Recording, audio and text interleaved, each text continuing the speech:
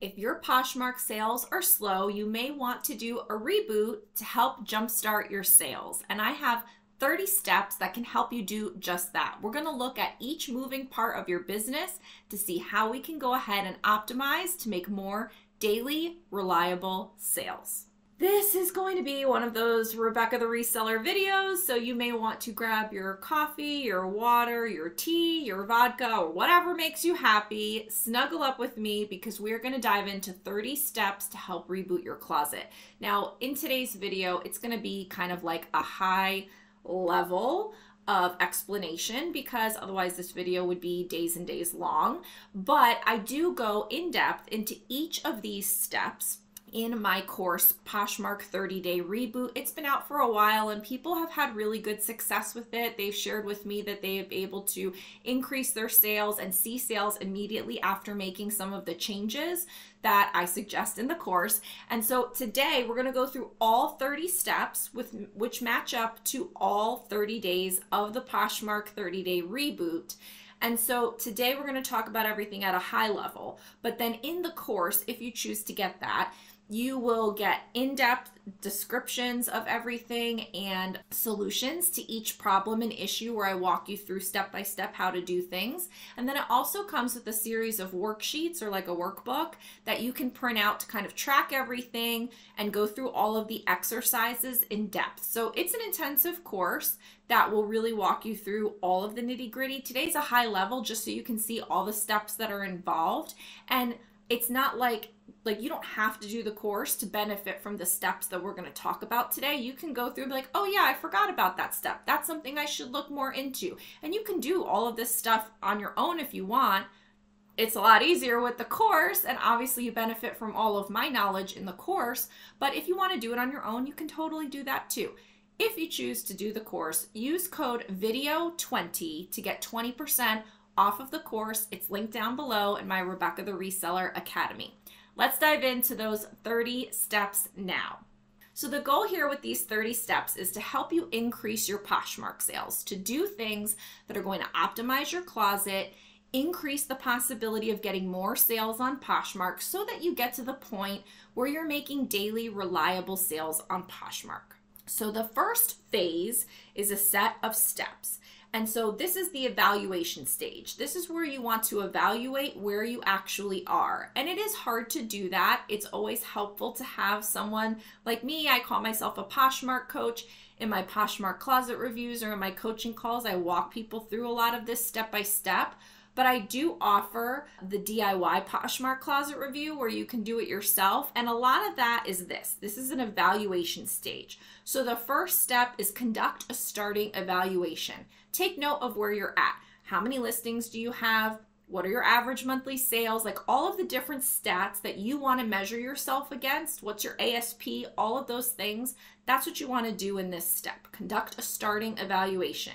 The next step is to evaluate your closet generally. If you just open up your Poshmark closet and scroll through it, jot down what your initial impressions are. What's jumping out at you now that you're looking at it with an objective eye, as objective as you can be, with the goal to improve it. What are you noticing? What do you like about it? What don't you like about it? The next step is to break bad habits. Now, I go really in depth on this in the course, but some of the bad habits would be taking out things that don't belong in your closet, like bad buys that you made, stale inventory, things with bad photos, like lots of different things that you can identify in the breaking bad habits area that you're consciously saying, I'm not going to do this anymore. I was doing this. It was the way I did it, but these are bad habits and I don't want to do this anymore. And by doing this actual step, it's a break. It's like saying that was the old way. Now I'm making observation and this is the new way that I'm going to go forward. Now, when we get to the next steps and next phases, that's where you're going to start building the way forward. But in this breaking bad habits, it's consciously saying, I notice that this is an issue. This is a bad habit and I'm not going to do this anymore. And you can choose what those are for yourself. Obviously in the course, I go through a lot more of what that is. But so you could do that now without even taking the course. Decide what are bad habits that you're doing and make a conscious way forward not to do them. So that's breaking bad habits. Next is evaluate your photos. This is a really critical step.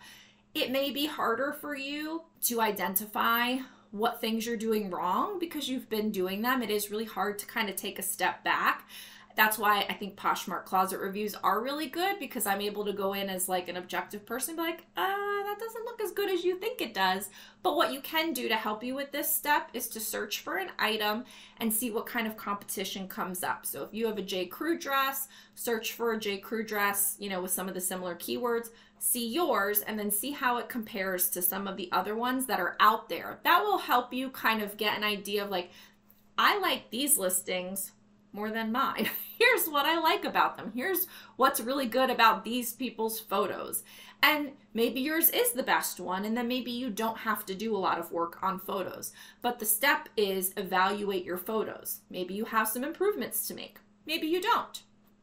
The next is evaluate your inventory system. I know this might seem a little weird for it to be here, but it is part of your business, and your Poshmark closet is your business. And so evaluating your inventory system has a lot of spillovers into all kinds of things. So if you don't have an inventory system, now's the time to really be evaluating if you should get one. If you have one and you've been like, you know, this isn't working for me, I can't find items sometimes, or I'm having trouble with this or that, now's the time to go through and be like, what do I like about my inventory system? What don't I like about my inventory system? And how can I make improvements? I do have a playlist or a video, I'll have to research it and link it here, about inventory systems. So go ahead and check that out. I like the chronological numbering system, and that's what's been the most efficient for me after having done basically every other inventory system and wasting a lot of time. Next is to evaluate your branding. So you may not have ever given this a second thought. Branding, this may not be your thing, but it is good to just go in and say, what do I notice overall about my closet in terms of branding? Is my photo nice and appealing? Is my closet name what I want it to be?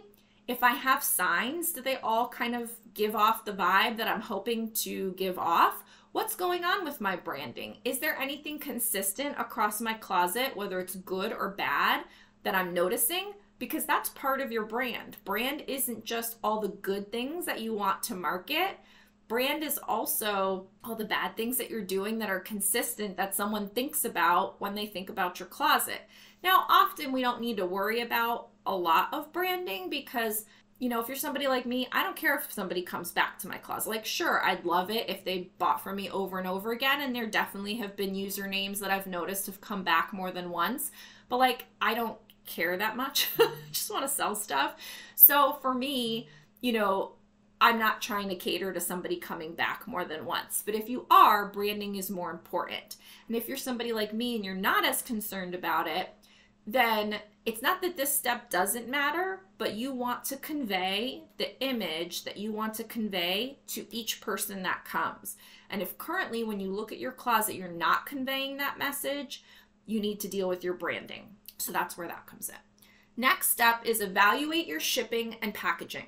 So I try to keep my Poshmark shipping extremely simple. I only keep a few different kinds of shipping materials. I package everything professionally. Everything is in a resealable zipper bag. I have a thank you card that I include that's generic in case you ever change your Poshmark closet name. I learned that the hard way. And, you know, I have a couple different things. Like I use this little bag for my boutique jewelry items. Like I have a couple things that I do, but I don't go crazy. And if you're someone that has in the past done all the extra cutesy stuff, which I have, this is a good time to evaluate whether you want to continue doing it. If you didn't do it, but you think that you want to make that part of your brand, then maybe now's the time to start adding a cohesive look and feel to the packaging materials, to your poly mailers. There's lots of different things that you can do here. Again, in the course, I kind of walk through a lot more specifics, but for this high-level discussion, this is just an opportunity for you to start taking notes and evaluate all the things regarding your shipping and your packaging that make sense or don't make sense. The next stop is evaluate your product mix. Besides photos, this is probably the most important part of the evaluation section, because this is what are you selling? This is the stuff that's sold, the stuff that isn't selling, the stuff that you get a lot of action on but still doesn't sell. You know, it's, do you have a lot of Old Navy and lower end brands? Do you have a lot of higher end brands? Are you showcasing the things that you have in the right way? That goes back to the photos. But what's your product mix? Is it stuff that you can sell, that if you sell it correctly and enough of it, you will make the money you want to make?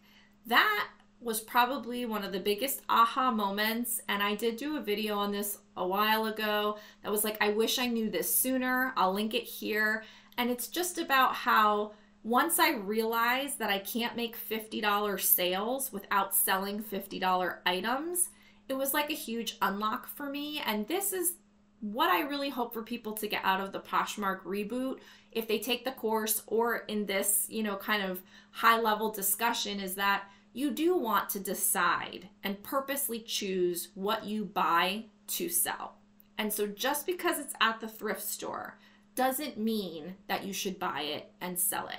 I do a lot of Instagram posts about that, something I talk about often in coaching calls. So I can't get into all of it here. If you want more of a video about how to become a disciplined sourcer and how to decide what to buy, then you may want to leave that in the comments below. And if I see enough of them, maybe I'll do a video about that. But I do have a video about having a no-low list, and that's important. So I think this evaluation section of product mix is really important, and you could spend a significant amount of time choosing to decide what you want to have in your store.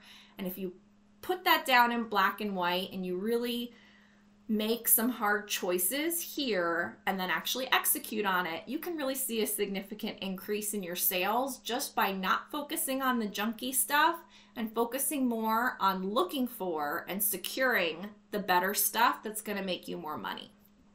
So that's the evaluation phase. The next phase is revising your listings to sell. And that's why I didn't get into listings in the evaluation section, because we're going to do that here. So the first part was a lot of evaluations and things that you can change and make improvements about. This is too, but this goes into a little bit of nitty-gritty about the actual listings themselves. So phase 2. Step 1, rephotograph items. So in the beginning evaluation, you may have identified some things that you can change with your photos during that evaluation. Now is the time to go through and rephotograph items if they're worth rephotographing. Don't just rephotograph every cockamamie thing you have in your closet. Some things you should have taken out during the Breaking Bad Habits section. So here, you want to rephotograph anything that's good and worth keeping that you just need better photographs. Maybe you got a really high-end dress in the very beginning of your reselling, but you didn't do good photos, or since then you had daylight lighting, now you have nice lights and you want to rephotograph it with the nice lights. There's something that you might want to rephotograph. Now's the time to do it. The next step is set up a listing template. I've talked about this on Instagram, and I believe I even have a video of it. If I do, which I think I do, link that here. Have a listing template. This ensures that you don't forget anything. And so you really, you know, I go through it more in depth in the course, but you don't want to forget having a consistent description for condition. You want to make sure that you're putting all of the good keywords in there. You want to have a buyer confidence line so you can kind of sum up at the end of your listing what a buyer can expect from you. That helps set you apart from other people. There's lots of things that you can do in creating your listing template. Helps you not to forget these things and gives like a nice cohesive across the board feel for your closet. Follow a title template is the next step. So again, I've gone over this in Instagram, more in depth in the course, but figuring out a title template that hits on all the key points to help you sell your item, that brings about all of those important keywords that help you get found in search is so important. And so if you have a title formula or a template, again, it just helps you stick to it and not forget about things. Like I'll forget sometimes like neckline, you know, I'll forget to write crew neck. Because it just, sometimes, you know, I would write black t-shirt, cotton, blah, blah, blah, blah, blah, all this stuff, and I'll forget that it's crew neck or short sleeve or half sleeve. So we all have our things that we forget about. And so having a template helps you not forget those things. Next is utilize style tags. I go back and forth on this, but if you're having slow sales, you want to do everything you can to help it. And so for me, I don't have a problem with sales and I'm lazy. So most of the time I'm not dealing with style tags. I did a video on style tags and I will link it here. I think that there's a limit on how many videos you can link in a video. So if I can't link it, then it's not here, but just search Rebecca the Reseller style tags and you'll find it. That's when it initially came out. I did see the value in it, but I'm also lazy. I do the least amount of work possible to make the most amount of sales I can. If something isn't gonna sell, then I'll go back and do some more work on it. So for me, if you are not having good sales, you have nothing but time to go in and fix things. For me, I'm making sales, so I'm not always incentivized to go in and make things even better. Sometimes I do. Style tags would be something that I would add in if I was having slow sales. Revising keywords. This section is one of the critical things. If you're not good with keywords, if you look at an item and you don't know what to say about it, you may want to either make yourself a keywords list or purchase my keywords list. Down in the description below, you can go to my Etsy shop or my academy and purchase my keywords list, which is already done for you. But I needed this in the beginning. I needed the trigger list to go through a list of several hundred words and be like, does this outfit have this? Does this dress have this? Does this have that? Does that have that? Oh yeah. And then over time, most of those words now are in my head. I know what they mean. I know what they look like. Sometimes it's nice to have a refresher, but I'm good with it. But if you're new, or if this is an area that you struggle with, then having a keywords list is really helpful, whether you make it yourself or you get one that's already done. You want to add as many keywords as you possibly can to a listing so that every keyword acts like a potential opportunity for a sale. If you write the word satin and someone searches for satin dress, blah, blah, blah, yours can come up. If they search for satin dress and you don't have the word satin in there, you're not coming up. You are already counted out, guaranteed not to make a sale. So keywords are super important, and this step of going back through your listings and adding keywords to them, or making a conscious effort to go forward with new listings with enhanced keyword skills, this is a good critical step. Next step is add sales phrases. So this is like a nice to have. I don't think you have to do this. Some people really like it. Some people will spend time in their listing and like write all this nice, fluffy, cutesy, salesy stuff about how you've got to have it and it's a must-have for your fall wardrobe and like it's a statement piece and like blah, blah, blah, blah, all this stuff. So if that is something that you want to have in your listings and it takes you a long time to come up with that salesy language, or you just want a refresher or whatever, I did come up with a sales phrases guide.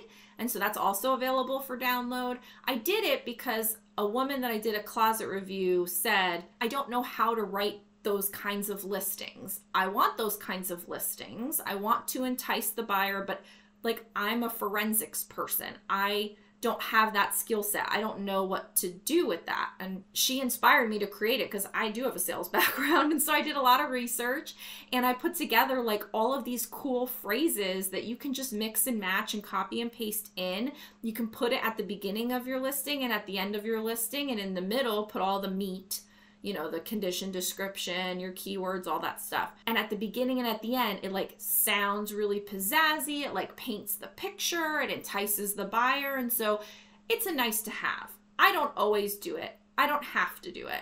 But I know that there are lots of people that want this, that enjoy buying that way and want to put it in there, but don't necessarily have the skills to do it. So if you do, write out some sales phrases for yourself. Great statement piece for any wardrobe. Style paired with blah. I'm not thinking of all of them. I've recorded 6 videos today. I don't have all of my words, but I did make it in the sales phrases guide if you want that. Otherwise, make your own. Anything I have, I made.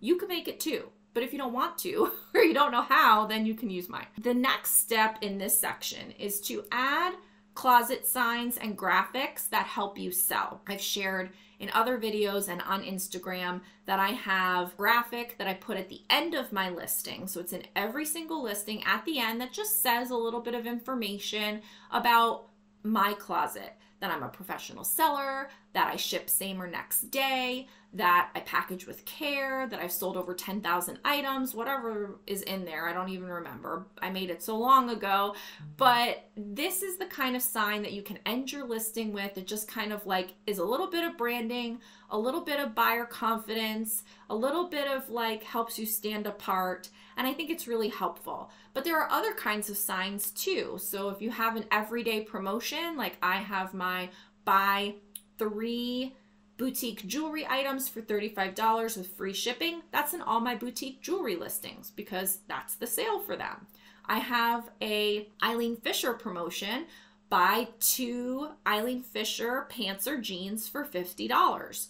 That's in all my Eileen Fisher listings. That helps me sell 2 Eileen Fisher items in bundles all the time. So you can use closet signs to help you sell more and help convey information, help give a professional look and feel to your buyers that are checking out your closet. So closet signs as graphics are a great way to help you sell. Now we're in phase 3. Phase 3 is setting up your selling strategies. So the first part was evaluating, the second part was revising. Now we are selling. Like we are trying to set up all the different strategies that we need to sell these items that we have. And so this is a long list. I have videos on pretty much all of these things, and obviously I go through them more in depth in the course. So I'm probably going to kind of glaze over them because many of you know what these are already. If you have questions, drop them in the comments below. The first step is, what is your sharing strategy? I have said before, you need to share as many times as you can up to the sharing limit. I love using Poshmark VA as my automation service. There's a discount link code load down below for Poshmark VA. You get 20% off with my link and code Rebecca the Reseller. And this allows me to share up to 9,000 times a day. If you have 1,000 listings in your closet, you can share 9 times a day. If you have 500 listings in your closet, you could share 18 times a day. The old way of sharing 3 to 5 times per day is not enough. So whether you have automation or not, you need to be sharing more. If you are doing it yourself, it's really difficult for you to share more. That's why you should get an automation service. The days of it being blah, blah, blah are over. So automation service, get Poshmark VA, share as many times as you can up to the max. That is going to impact your sales dramatically if you're not already doing it. Sharing strategy. So come up with what it is. So all of these are like creating a conscious strategy. So for me, my strategy is to share as many times as I can based on the number of items I have up to the limit. The number of items I have fluctuates. Right now, given the amount, I have about 1,500. I can share 6 times a day. When I have less listings, I can share maybe 7 times a day. If I add a bunch, then it's going to be less. So, that's where I'm at. Next is having a pricing strategy. I've talked about this in other videos. Knowing what your buy cost needs to be and what the listing price needs to be and what all of your offers and discounts and selling strategies are, which we'll talk about, making sure that's all in line. So if I buy something for $5 and I can list it for $50, it's probably going to sell at $25 or $30 because I might send out a 50% offer according to all of my strategies. And if I sell it for $25, I'm going to get $20 minus the shipping discount, I'm going to get $18. So that means my profit on that item, worst case scenario, is $13. But that's only if it sells at $25. If it sells at $30, I make more. If it sells at $40, I make more. If it sells at $50, I make even more. So that's my pricing strategy. I know that I can buy for $5, list for $50, sell at 50% off, and I am okay with all of that. If you come up with a pricing strategy, it makes everything else easier. So I highly encourage you to come up with a pricing strategy. Next, accepting offer strategy. What is it? What's your strategy? What are you willing to accept up to? Write it down. Have a system and strategy. So that's accepting incoming offers. Then having a closet bundle discount, you should have one, and a listing shipping discount. I highly recommend discounted shipping on all your items if you can do it. To me, that's been the best. I have a video about, is free shipping worth it? Spoiler alert, I do discounted shipping, so that might tell you why. Closet clear out, have a strategy. My strategy is I don't do it. I make my own closet clear out. Have an offer to likers strategy. I have a video, if I can link it here, it's my progressive offer to liker strategy. It's what I stick to. It's how I make tons of sales reliably all the time. If you can create this type of strategy, whether it's the same exact one as mine or different, but if you have one, it makes everything else work. Having a running sales and promotions strategy. So whether you want to run a monthly sale, whether you have a 5 for 25 section, whether you do an everyday promotion like I do, 2 Eileen Fisher pants or jeans for $50. What are those? Write them down. What are the strategies? What can you come up with? What can you add to it? Come up with some strategies and some systems for sales and promotions. Proactive bundling strategy. Do you have one? Do you do this? Maybe you should start. Relisting strategy. How often do you do it? How many items do you do it? Do you do it after your deep discounts? Do you do it once a quarter? What is your relisting strategy? And then next is having a My Shoppers strategy. And this is something that I just recently did videos about. I have one that's like my proven strategy, and then I have the next video, which is about the mistakes that I see people making. Both are beneficial to watch. But I think that the My Shoppers feature is a really great feature if you use it correctly and can help you generate massive sales. And by incorporating the My Shoppers strategy along with all the other things I just laid out for you in this developing your selling strategies phase, if you have all these in lockstep where they work together, there's no reason why you shouldn't be making sales. Like, no reason. No reason why you shouldn't be making sales. You need those things in place and it will just make everything work for you. The last phase, phase 4, is to jumpstart your sales. So these are just some tidbits that I think are very helpful to help jumpstart your sales. These are the things that help me stay on track with making sales reliably. So one is the benefits of drafts. I don't ever have nothing to list. I always have drafts available. This is 100% a never fail. Like, I can't tell you when's the last time I didn't list something ever new. Like, it consistently all the time, unless I was purposely going through a no sourcing period of time where I said I'm not going to purposely list anything new. That's a different thing. But I don't just like, oh, I ran out of stuff to list, or oh, I just didn't get to it, or oh, I didn't photograph so I'm bottlenecked, or oh, I didn't find anything to like, no, it doesn't happen because I'm a reseller. This is my job. This is my business. And if I have nothing to sell, I have no money to make. So I take that extremely seriously. And so if you're part-time, you may not take it as seriously. If you're a hobby seller, you may not take it as seriously. But if you're someone who wants to make full-time, part-time, or any kind of consistent, significant amount of money from reselling, this should be top of mind for you. You should always have drafts so that if anything happens, you have something to list. If you get migraines, you should have a draft spank. If you have a small child, you should have a draft spank. If you have a crazy job, you should have a draft spank. You should always have items that are ready where all you have to do is click a button to list it. So that's what I mean by having drafts. Whether you draft it in Poshmark or you draft it in Vendoo, which is what I do, you should always have drafts. And that's like, I don't even know what to say. Like, you just should do it. It helps you always have sales because you're always listing something new. Kind of leads me to the next step, which is having daily non-negotiables. I've talked about this a little bit on Instagram, and in the course I have a worksheet where you can kind of like clearly lay out what your daily non-negotiables are. For me, they change from time to time because I do have different parts of my business and I also have helpers. So I'm not photographing these days on a daily basis because I have a photographer, and I'm not listing these days on a daily basis because I have a virtual assistant that does those things for me.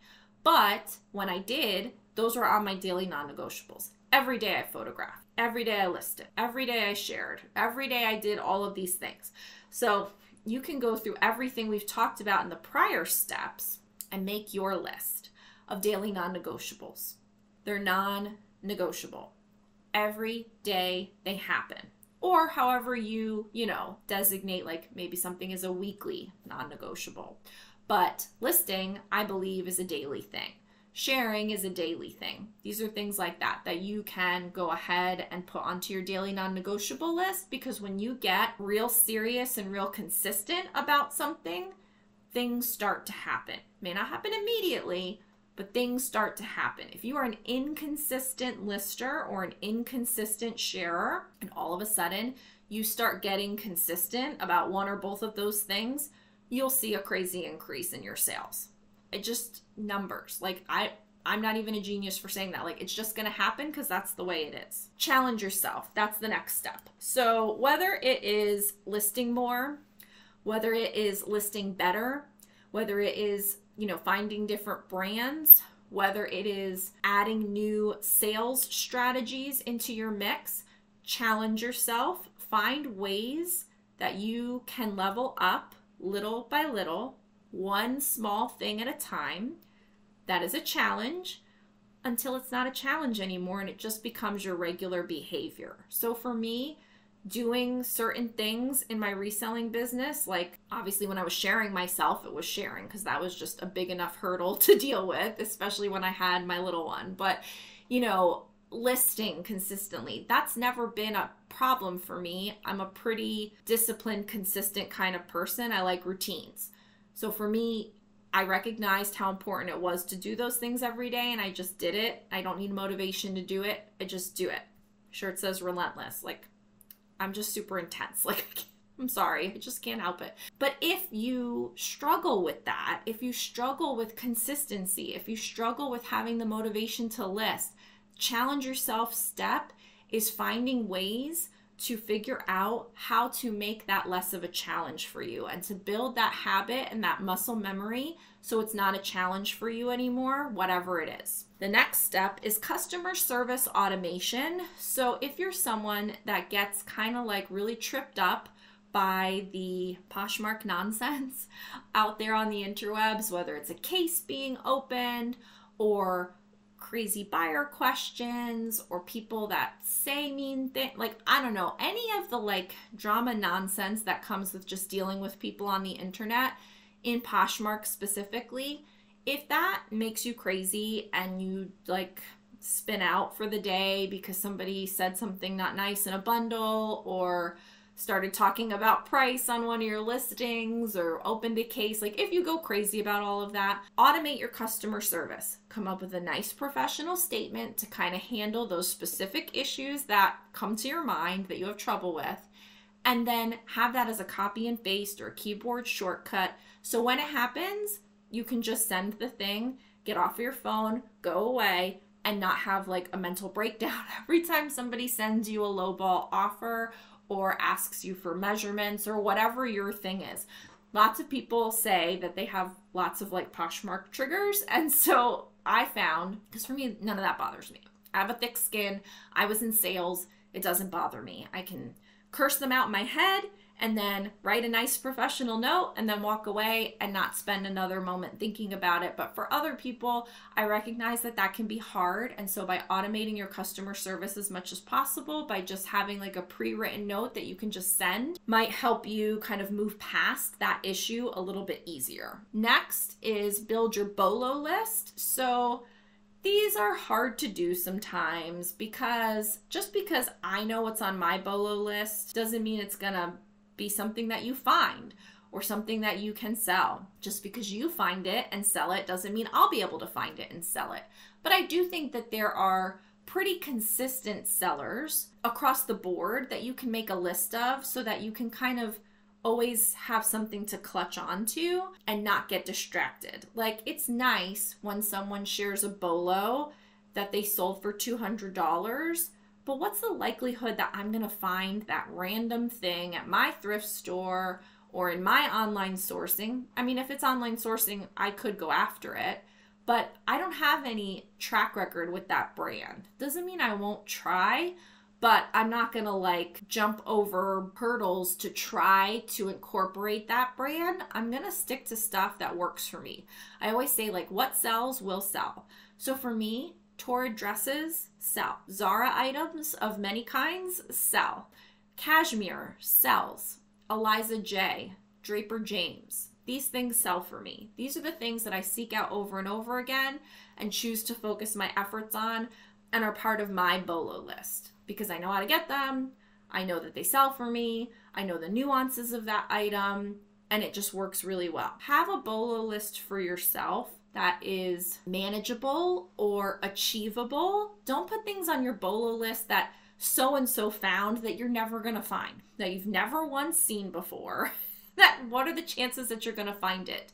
I'm not saying don't try. Obviously, there was a section about challenge yourself. So if you want to challenge yourself in the area of BOLO brands, please do. But if you just struggle with you're not sure what to sell, making a more manageable, achievable BOLO list will give you like the encouragement you need to go and try and find Torrid dresses, or to go and find Eliza J dresses, Athleta faux leather leggings, like Spanx faux leather leggings in size large. Like those are things that are gonna sell.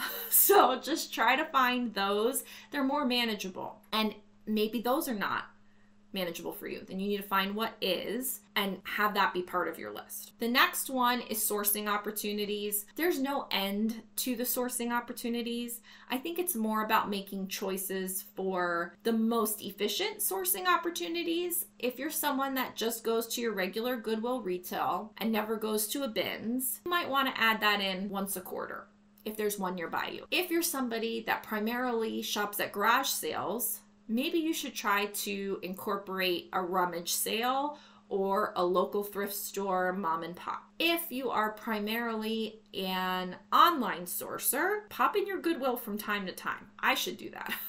I never go sourcing in real life anymore. The idea is always be looking for something that's new and then identifying what are the most bang for your buck. Like for me, I have a bins. I can go to it. I used to go to it. But I found that I could go and dig for 3 hours and not come away with the kind of things that were gonna make me the kind of money I wanted to make.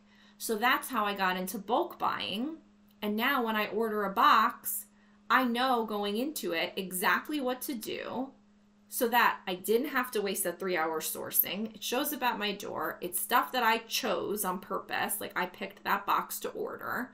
And I know what to do with it. So for me, it's way more efficient to source online in bulk than it is to go to my thrift store, go to my bins. For you, it might be the opposite. But if you don't try new sourcing opportunities and then you don't evaluate your sourcing opportunities, you won't know for sure. So it's two-part for sourcing opportunities. Try new things, but then evaluate what's the most efficient and bang for your buck. And if you do choose to decide to give bulk purchasing a choice, you may want to check out Helpsy Source. That's where I get all of my pallets. That's where I get all of my bulk boxes. And if you use code Rebecca the Reseller, you get 10% off. The next step is ending evaluation. And then we have 2 more steps after that that are just kind of like bonus ones. But you should, at this point, conduct an ending evaluation. If you've truly gone through all of these steps that I've mentioned, which has been a lot, if you've done all of these things, you should be making sales. It depends on how quickly you go through them, and it depends on how much you implement them. But if you start adding some of these things in and you start going through these exercises that we've talked about, you're going to see an increase in sales. It's going to happen. And now you want to evaluate what happened. How many more listings do you have up? How many more listings did you sell? Did your ASP go up? Did your sell-through rate go up? These are kinds of things that you can look at. And you can go back to this reboot anytime. You can do this reboot now, and then you might get out of your rut. And then you might get into a rut. And then you might need to do a reboot. So you can come back to this anytime and do these steps over again, and it will help you each time. So that's your ending evaluation. The next 2 things, next 2 steps are additional income and clearance strategies. So additional income is can you make additional income from doing something else that's not going to require so much extra work? So for most people, if you're a Poshmark seller and you haven't cross-posted your items yet, cross-posting is a great way to add additional income without a lot more work because you've already sourced the item, you've already listed the item once, and so just by cross-posting it easily using something like Vendoo, you can use my code Rebecca30 for 30% off. My link is down below. If you use Vendoo to cross-post, let's say to Mercari or eBay or wherever is appropriate for you, you can add additional income with not that much work. A couple of clicks and that's it. So for me, adding additional income through things like that is really good. For me, I also do additional income by selling print on demand. And I also have additional income from, doing content and being on YouTube and creating my courses and stuff, which brings me a lot of joy and helps me feel useful by sharing what I know with you guys. And so for me, those are ways that I make additional income from reselling. And so if you're a full-time reseller, you may want to add additional income because it's a great way to just kind of like hedge your bets against anything that might go wrong with reselling. At least you have some other platforms or another source of income coming in. And so I think additional income is good to do. The last one is clearance strategies. And I do have an entire video on how to clearance out stale inventory. So I'm not going to get into that here. This is actually a really long video and I'm kind of pooped. So clearance strategies are just important to have. You need to have a plan and a strategy to know what to do on the off chance that something you bought with the intention of selling doesn't actually sell. So if you bought something and you didn't get rid of it during your Breaking Bad Habits section early in phase 1, and you've given it a lot of time and you've done all of these things and it still hasn't sold and it's been a year, maybe 2, now might be the time where you would want to clearance it out. And so there's lots of things that you can do on Poshmark, off of Poshmark, with other platforms, locally, etc., to get rid of those items. And so again, if I can link it here, it'll be here. Otherwise, just look up like Rebecca the Reseller stale inventory and you will find that video. All the different clearance methods I use to get rid of inventory that hasn't sold, even though I tried my best. And so again, this was it was a lot of information. It was a lot. But it also was a really high level, and each of these steps will help you get closer to daily reliable sales. If you do all of these things, you will see an increase in sales. If this high level view was not enough for you and you need more information and you kind of want to be handheld a little bit more, I do encourage you to check out my course, the Poshmark 30-Day Reboot, because it's even more in depth. It does have the worksheet so that way you can kind of like write everything out and be kind of coached and guided through it. And that's available for you. It's in my Academy link down below. And if you use the code video20, you will get 20% off. And I have lots of other free stuff for you down in the description below. So please go ahead and check that out. Thanks so much for hanging out with me. I'm gonna take a nap now. This was a long one and I will see you in the next video. Bye.